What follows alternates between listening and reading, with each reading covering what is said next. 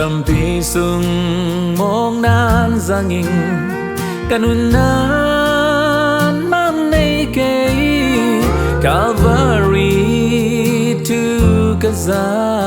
akiban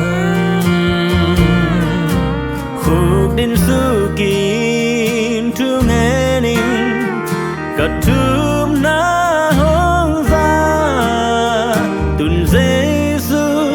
cái su nung ta hi làm cả bay chiang cả khe hong lên cả bao chiang cả lê hong kê cả mi trong lo khoa ca mu thấy ta là ca sắc chiang ca say la hi ca lung sim nóc na nong toam ta Giêsu cây xuống nung ta hi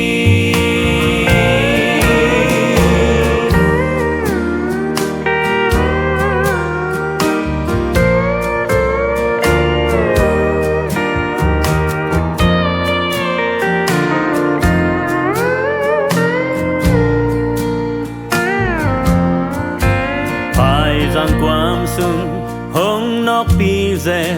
màu sang đón giông hong nóc pi nên ta na tươi hoa pi hong nóc rè ai hang dây là sa thế in tua in na ma pan na hi tua Giêsu cái sương nung ta hi làm cả bay chiang cả khe hong lên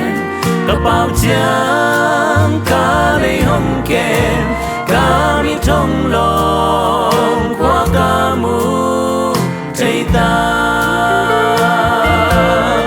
là cả sắc chiang cả dây la hi cả lung sim nóc na nong toam ta